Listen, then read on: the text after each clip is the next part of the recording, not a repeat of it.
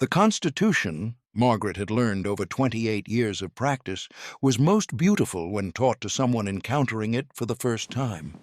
She watched Jasmine Torres, 16, braces, dreams of law school, read aloud from the handout about unlawful search and seizure, stumbling slightly over probable cause, but getting there. The morning light through the classroom windows made dust motes visible, floating lazy and unbothered. "So basically," Jasmine said, looking up, "the police can't just grab you for no reason?" "Correct," Margaret smiled, leaning against her desk. "The Fourth Amendment requires—" The door opened without a knock. 3 men in tactical gear filled the frame. Black masks obscured their faces. Helmets, gloves. The letters ICE stretched across their chests in white block print. The room temperature seemed to drop. 23 teenagers went silent in the way prey animals do when a predator enters the clearing. "Margaret Benson," the lead agent's voice had the practiced flatness of someone reading from a script. "You need to come with us." Margaret set down her handout, movements deliberate, breath steady. "Gentlemen, I'm in the middle of class. On what legal basis are you entering this classroom?" "Ma'am, we're not here to debate." The agent, tall, broad, name-tape reading bruise, stepped forward. "You're coming with us now. I'm asking you to identify your authority." Her voice remained level, almost gentle, the way she'd spoken to hostile witnesses. "May I see your credentials and the warrant you're executing?" Bruce's jaw tightened beneath the mask. Behind him, students were pulling out phones. But Margaret could hear the soft clicks of recording starting. She kept her hands visible, kept her body language open. "Ma'am, you're making this difficult." "I'm asking a legal question. Last warning. Stand up." Margaret didn't move. She needed them to understand, needed her students to see, that questions weren't crimes. "I'm a U.S. citizen. I'm a teacher. If you have documentation—" Bruce's hand closed around her bicep. The grip was immediate, tight, meant to communicate that conversation was over. Margaret felt her body stiffen, felt the shift from dialogue to force, but she kept her voice steady even as he pulled her forward. "Students, stay calm," she said. "Remember what we just read." A backpack hit the floor. Someone screamed, "You can't take her!" The phones followed them into the hallway, recording everything. But what ICE didn't realize was that they had just made a career-ending mistake. If you want to see how this ends, please subscribe now. Write in the comment section where you're watching from. Like and share this video. The Washington office had floor-to-ceiling windows that overlooked the Potomac. Margaret had spent 14 years in that building, climbing from junior attorney to senior appellate counsel in the Department of Justice's Immigration and Customs Enforcement Division. Her name appeared on briefs that set precedent. Ramos versus Department of Homeland Security was hers, a landmark case affirming the government's authority to detain pending removal proceedings. She'd won it 6-3 before the Supreme Court. She'd also hated every minute of it, not the law itself. Margaret loved the architecture of legal reasoning, the precision required to build an argument that could withstand appellate scrutiny. What she hated was the distance. She wrote memos about detention standards but never met the people detained. She argued about due process protections while sitting in climate-controlled courtrooms, far from the holding cells where those protections failed daily. The breaking point came during oral arguments in Chen versus United States. Margaret had prepared for weeks, anticipating every question from the bench. But Justice Sotomayor asked something she hadn't expected. "Counselor, have you ever actually visited a family detention facility?" The honest answer was no. Margaret had studied the regulations, reviewed the compliance reports, cited the standards in dozens of briefs. But she'd never stood in one of those rooms, or never smelled the industrial soap and fear. Never watched a child cry for a parent who'd been transferred without warning. She won the case. The government's position was upheld. But the victory felt hollow in a way she couldn't articulate to her colleagues at the celebration dinner that night. 6 months later, she submitted her resignation. Her supervisors were baffled. She was on track for a senior executive position, maybe even a federal judgeship someday. Why walk away? "I defended the system for nearly 3 decades," she told them at her farewell reception. "Now I want to build the citizens who'll fix it." Great Stars Academy in Minnesota wasn't prestigious. The building needed repairs. The textbooks were outdated. But when Margaret stood in front of her first civics class and saw kids who'd never met a lawyer, had never seen the inside of a courtroom, never imagined that the Constitution applied to them, she knew she'd made the right choice. She wasn't interpreting the law anymore.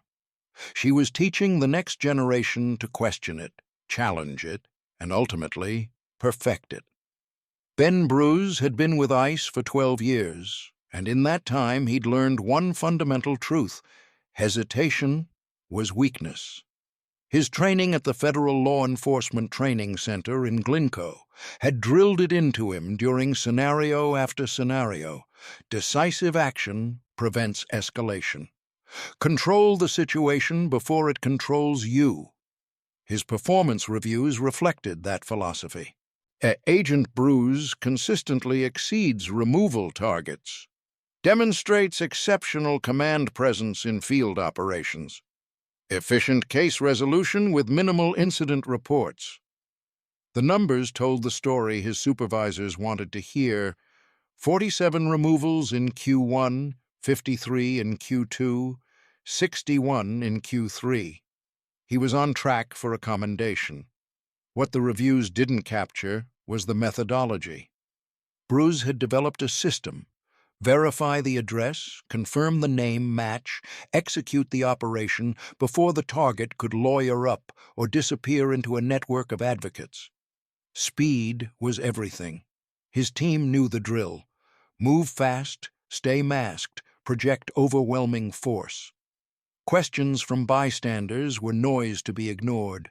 Requests for documentation were delay tactics. He'd heard every variation. "I'm a citizen." "You have the wrong person. Let me call my lawyer." They all said the same things, used the same stalling language, and Bruce had learned to tune it out like static. His job wasn't to litigate cases in living rooms and classrooms. That's what immigration courts were for. His job was to deliver bodies to those courts. The Benson case had seemed routine. Name on the warrant: Margaret Benson. Name on the school roster: Margaret Benson. Close enough. People misspelled names all the time in databases. The address matched the general area. The supervisor had signed off on the operation. 3-person team, tactical approach, minimal complications expected. When the woman at the whiteboard started asking about legal authority and credentials, Bruce felt the familiar irritation rising. Another one trying to out-talk him, thinking fancy words would change the outcome. He dealt with plenty of targets who claimed to be lawyers, teachers, professionals. Everyone had a story about why the warrant didn't apply to them. But this one was different. Her voice didn't shake. Her questions were too precise, too practiced. For a brief moment, standing in that classroom with students staring and phones recording, Bruce felt something unfamiliar: doubt. He crushed it immediately. The warrant was valid. His authority was clear. Everything else was just resistance. He reached for her arm. The processing room smelled like disinfectant and old coffee. Margaret sat in a molded plastic chair, handcuffs biting into her wrists, and did what she'd done for 28 years. She documented everything. The clock on the wall read 11:47 a.m. 2 hours and 13 minutes since the classroom. She noted it mentally, adding it to the growing list. Failure to provide Miranda warnings. Failure to present a warrant upon request. Denial of phone call. Violation of due process. Her heart was hammering against her ribs, adrenaline making her fingers tingle, but her mind worked with the cold precision of someone building a federal complaint. Agent Bruce had disappeared after booking her in. A different officer, name tag reading Cole, sat at a desk 15 feet away, typing into a computer with two-finger efficiency. Margaret had asked him 3 times to verify her identity against the warrant. He'd grunted without looking up. "Sir, I'm requesting to see the documentation that authorized my arrest," she said again, voice steady despite the tremor threatening to creep in. You'll see it at your hearing. I'm entitled to know the charges. You're entitled to sit quietly. Refusal to provide charging documents." Margaret filed it away.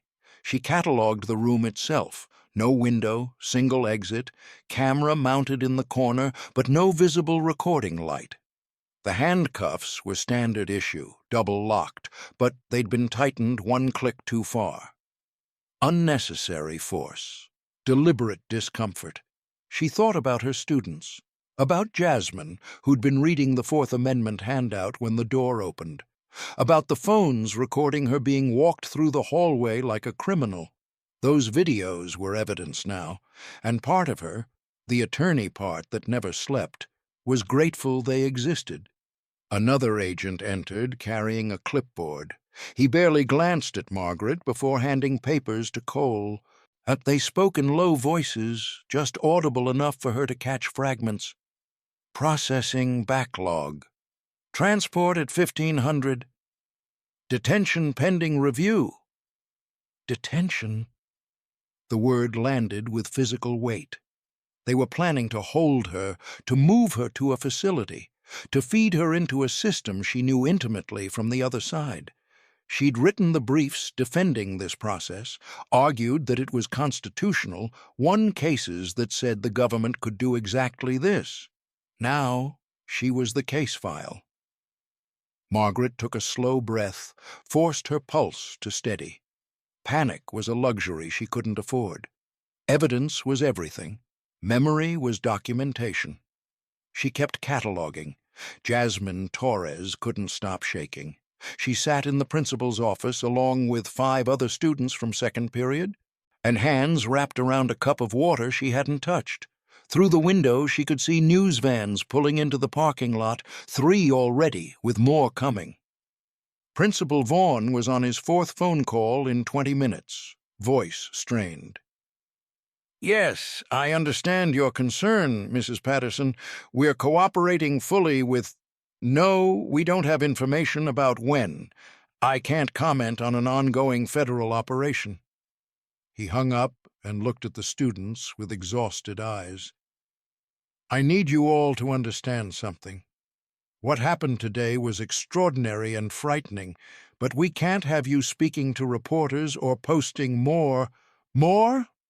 Jasmine's voice came out sharper than intended.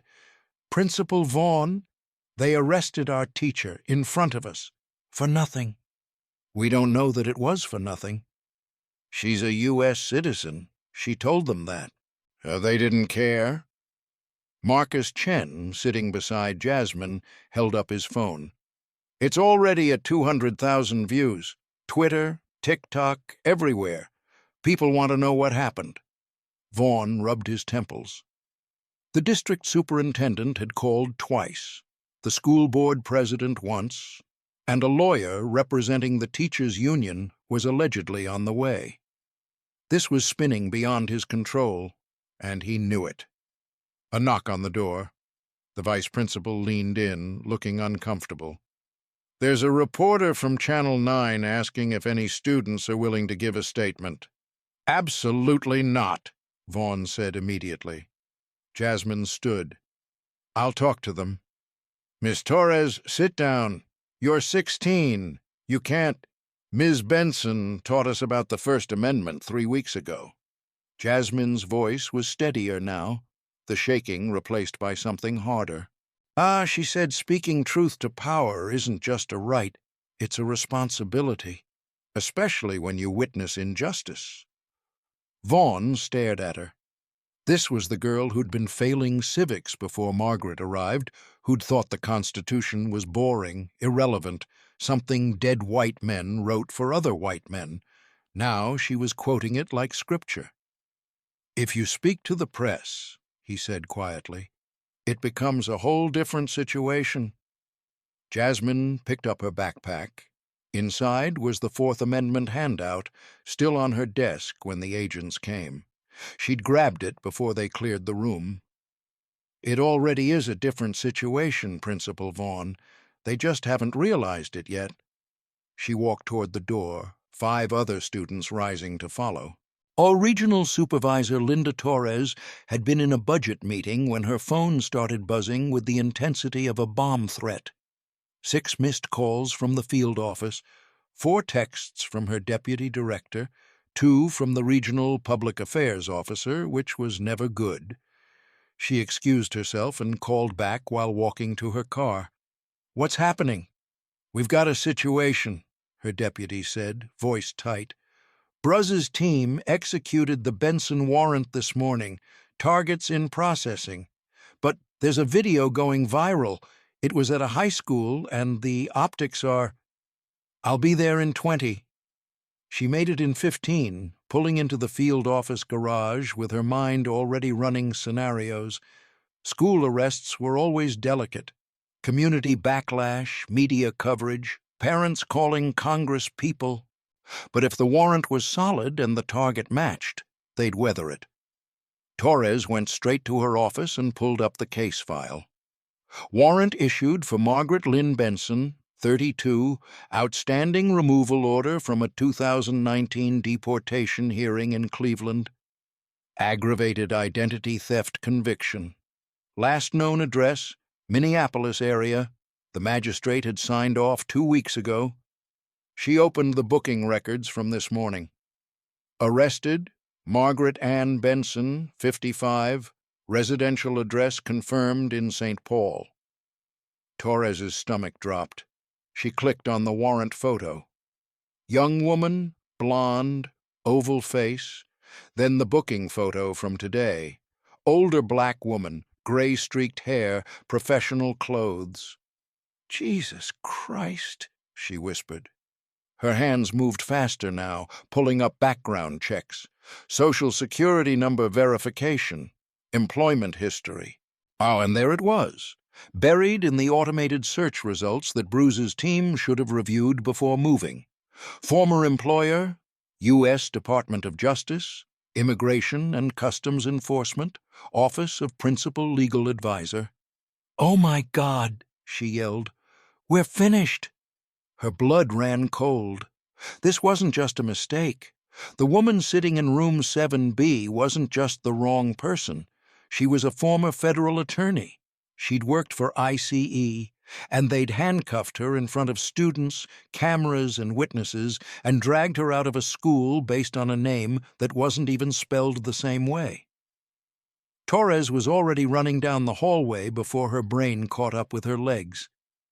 The department's liability was incalculable. This wasn't a mistaken address or a bad tip. This was a catastrophic failure of basic verification protocol captured on video, involving someone who knew exactly how to dismantle them in court. She burst into room 7B, breathing hard. Margaret Benson looked up from her handcuffed hands, expression unreadable. "Ma'am," Torres said, already reaching for her keys, "there's been a terrible mistake." The handcuffs came off at 4:23 p.m., 6 hours and 9 minutes after they'd been applied. Margaret rubbed her wrists where the metal had left red impressions, watching Supervisor Torres avoid eye contact while fumbling with the lock. "Your belongings are being retrieved," Torres said, voice professionally neutral. "There's been an administrative error in processing." Margaret said nothing. She'd learned long ago that silence made people nervous, and nervous people made mistakes that became evidence. "We apologize for the inconvenience." Inconvenience?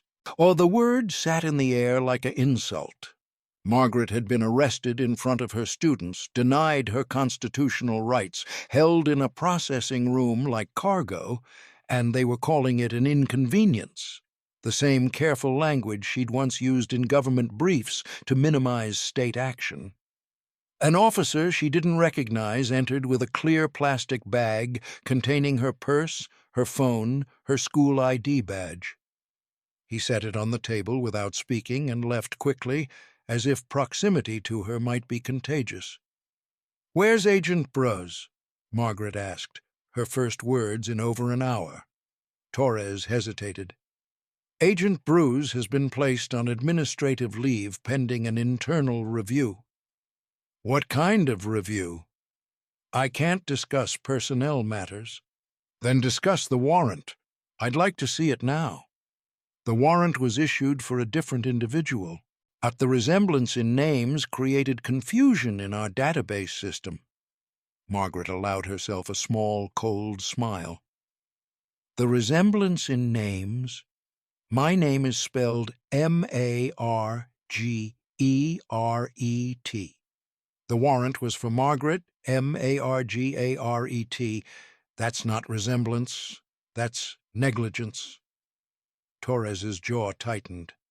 "As I said, we're conducting an internal review.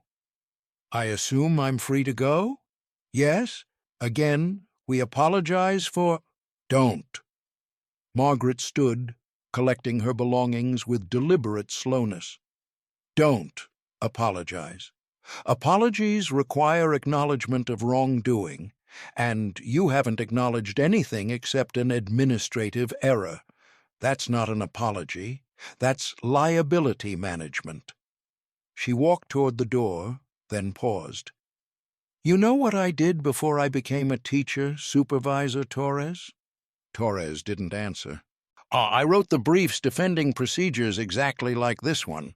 I argued that your protocols were sufficient, that oversight was adequate, that mistakes were rare and correctable within the system." Margaret's voice was quiet, almost gentle. "I was very good at my job. I won most of my cases." She opened the door. "I wonder how different this will be," she said, "when I'm on the other side." The federal complaint was filed 3 weeks later in the U.S. District Court for the District of Minnesota. 47 pages, single-spaced, footnoted with the precision of someone who'd spent nearly 3 decades writing exactly this kind of document, except this time she wasn't defending the government. Margaret had assembled a team carefully.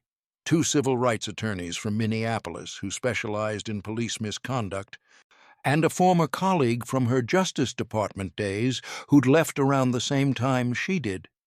They worked in her dining room, spreading depositions and statutory citations across a table where she usually graded papers. The complaint opened with a procedural history so detailed it was almost clinical.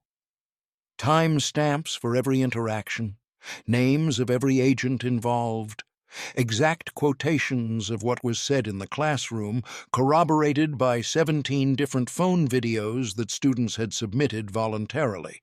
The complaint didn't shout, it was documented. Count 1, unlawful seizure in violation of the Fourth Amendment. The agents had no reasonable suspicion. The name discrepancy alone should have triggered additional verification. And standard ICE protocols Margaret had once helped draft, required photo confirmation before executing a warrant in a public space involving potential bystanders. Count 2, denial of due process. 6 hours without access to counsel, refusal to provide warrant documentation upon request, denial of phone call. Each violation cited specific case law, including 2 opinions Margaret herself had written while at DOJ. Count 3, intentional infliction of emotional distress. This section was different. Here, the language shifted from clinical to human. It described Jasmine Torres, 16, who'd stopped sleeping through the night. Marcus Chen, 17, who'd developed panic attacks when he saw uniformed officers. 23 students who'd learned that constitutional rights were theoretical until someone decided to enforce them. Well, the video exhibits were damning. Exhibit A, Margaret asking for legal authority, voice calm, hands visible. Exhibit B, Agent Bruz gripping her arm without explanation. Exhibit C, the hallway walk, students crying, phones recording. Exhibit D, Jasmine's interview with Channel 9, articulate and devastating. ICE's attorneys received the complaint on a Friday afternoon. By Monday morning, Margaret's phone rang. "Ms. Benson, this is Gerald Hatcher, representing ICE in the matter you filed. We'd like to discuss settlement."